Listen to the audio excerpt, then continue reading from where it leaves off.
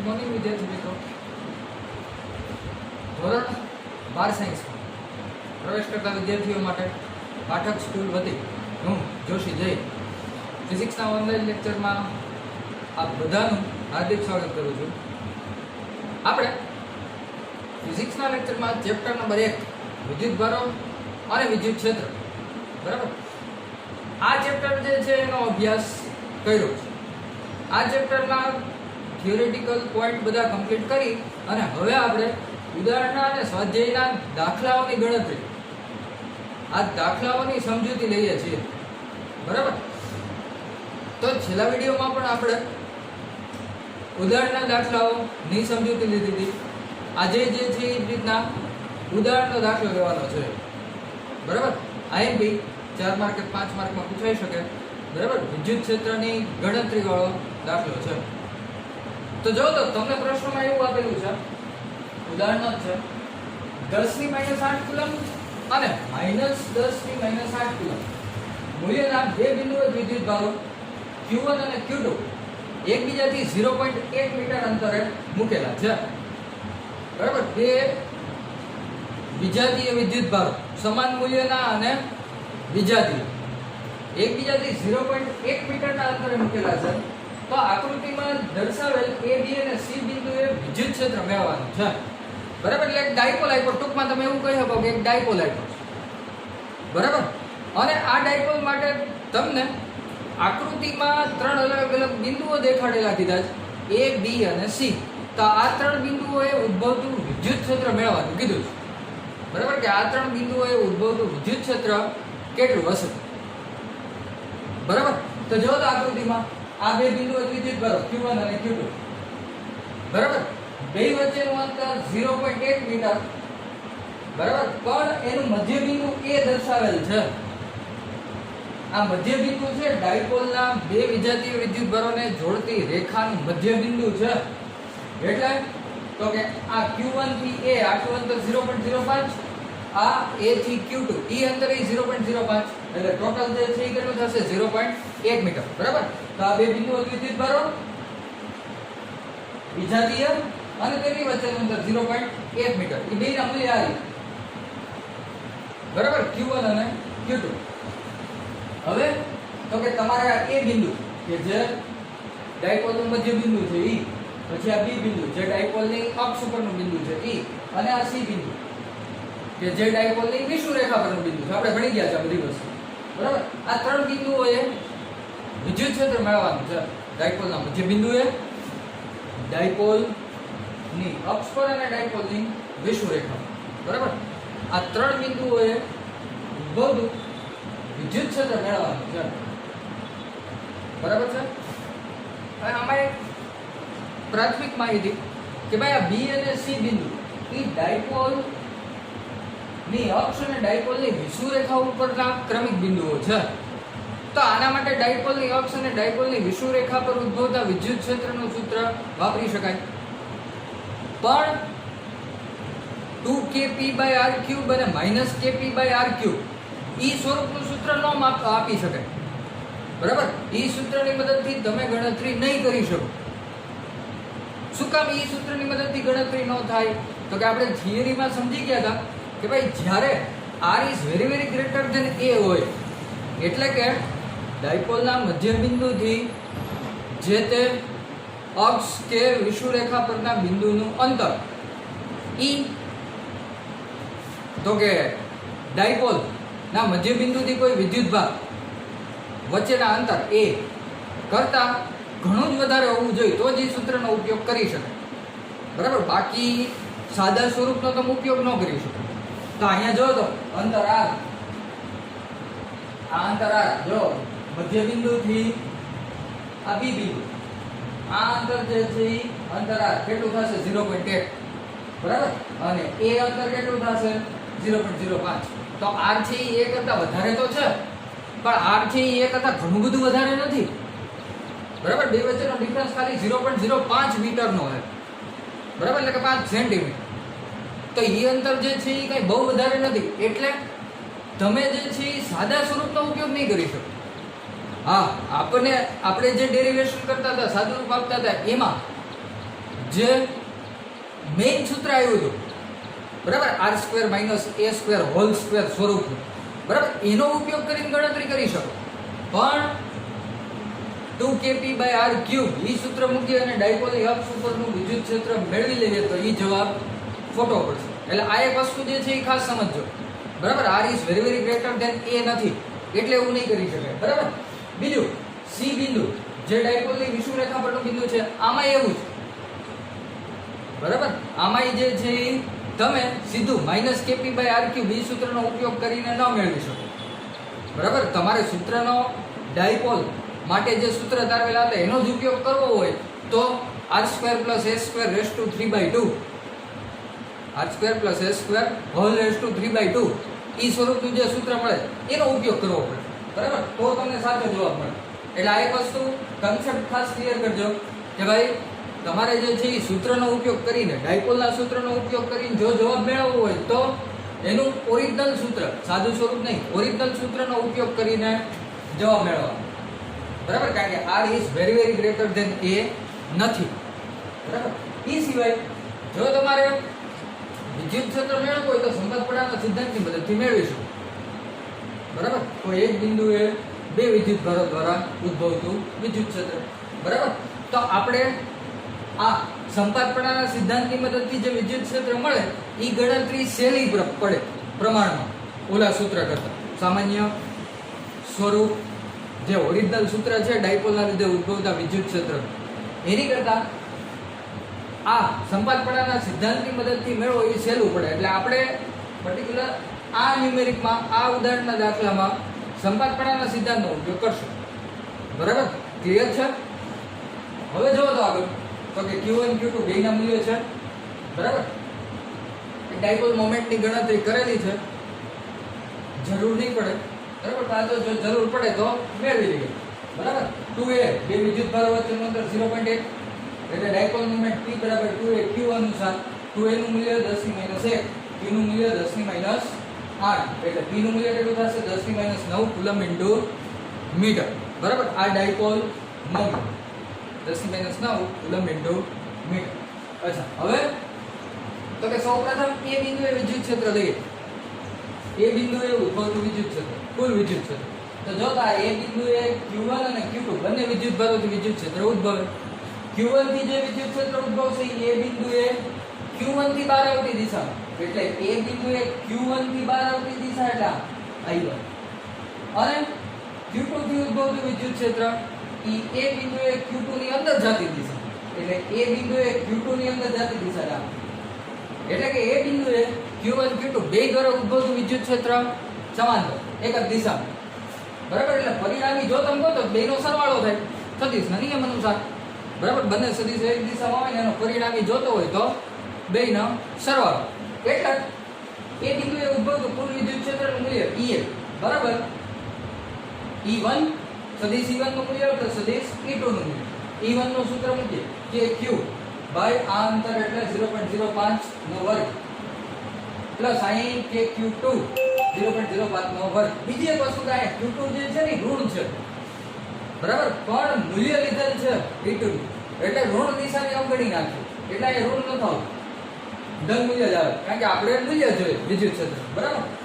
હવે તો કે Q1 Q2 બેયના મૂલ્ય તો એક સમાન જ છે. જો Q1 10⁻8 Q2 -10⁻8 પણ બેયના મૂલ્યો લ્યો તો મૂલ્યો સમાન એટલે શું કરીએ Q1 નું મૂલ્ય બરાબર Q2 નું મૂલ્ય બરાબર Q બરાબર. એટલે Q1 Q2 ની જગ્યાએ થઈ ગયું Q તો કે Q ના છેદમાં 0.05 નો વર્ગ પ્લસ કે Q ના છેદમાં 0.05 નો વર્ગ એટલે બે પદ થયા x + x કેમ 2x કરો એ રીતના 2k Q ના છેદમાં 0.05 નો વર્ગ. તો એમને a નું મૂલ્ય મૂક્યું Q નું મૂલ્ય આનો વર્ગ તો એ બિંદુએ ઉદ્ભવતા વિદ્યુત ક્ષેત્રનું મૂલ્ય 0.72 × 10⁵ અથવા તો 7.2 × 10⁴ ન્યૂટન/કુલમ. આ જ રીતે હવે બી બિંદુએ બે વિદ્યુત ક્ષેત્ર ઉદ્ભવે બે વિદ્યુત ભારના લીધે Q1 થી ઉદ્ભવે ઈ બી બિંદુએ બહાર જતી દિશા અને Q2 થી ઉદ્ભવે બી બિંદુએ Q2 ની અંદર જતી દિશા એટલે બી બિંદુએ બંને વિદ્યુત ભારો દ્વારા ઉદ્ભવતા વિદ્યુત ક્ષેત્ર પરસ્પર વિરુદ્ધ દિશા બરાબર.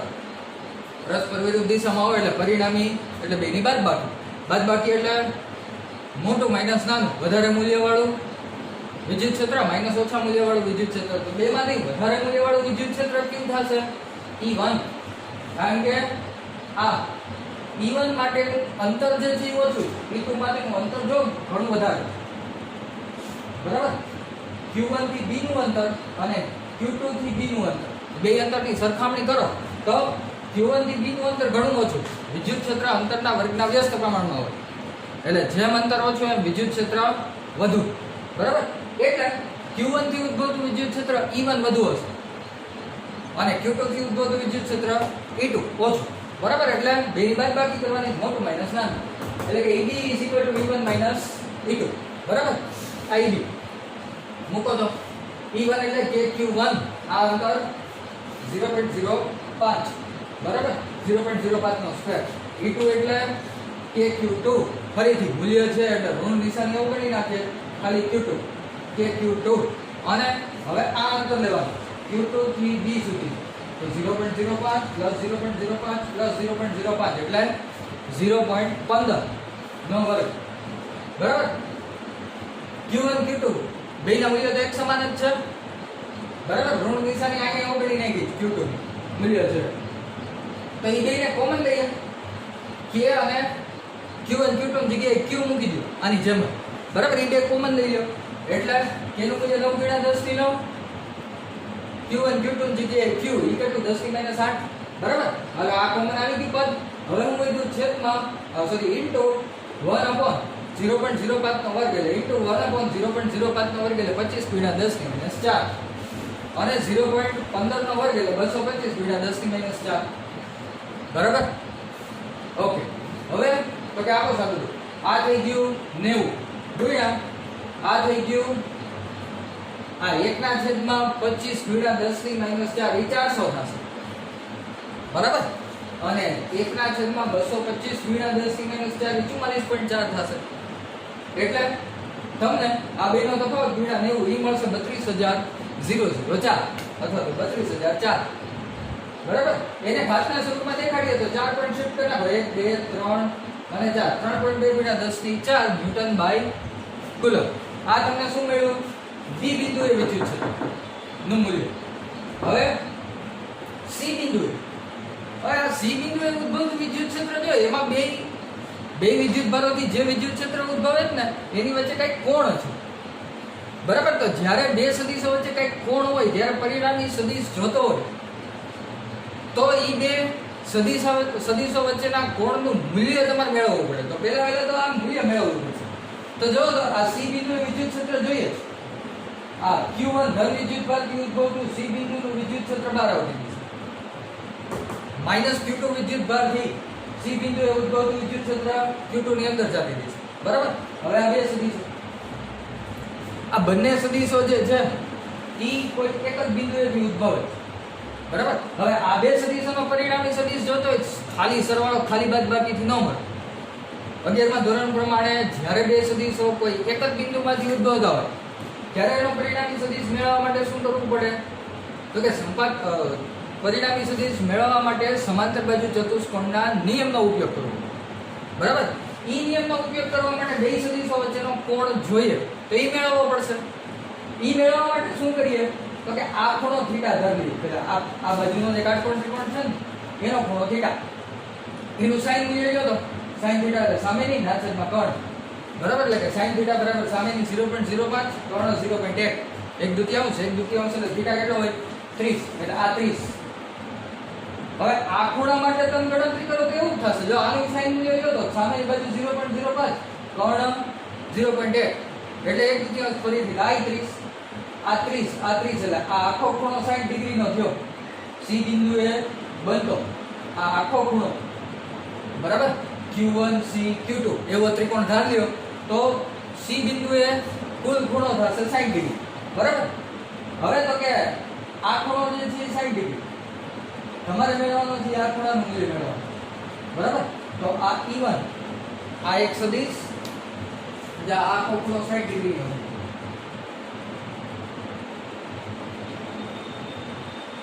આવા હું બે સદિશો કરું એક આ ને આ, તો બે વિરુદ્ધ દિશામાંના સદિશો છે એટલે આ બે વચ્ચેનો કોણ 180 ડિગ્રી, કુલ ખૂણો 180 ડિગ્રી, બરાબર.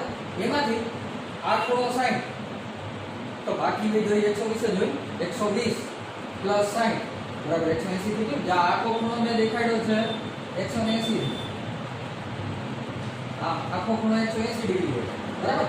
તો આ 60 180 માંથી આ 60 જે છે એ તમે બાદ કરી નાખો એટલે 120, તો આ બાકીનો ખૂણો બે સદિશો વચ્ચેનો ખૂણો કેટલો થશે 120 ડિગ્રી, બરાબર.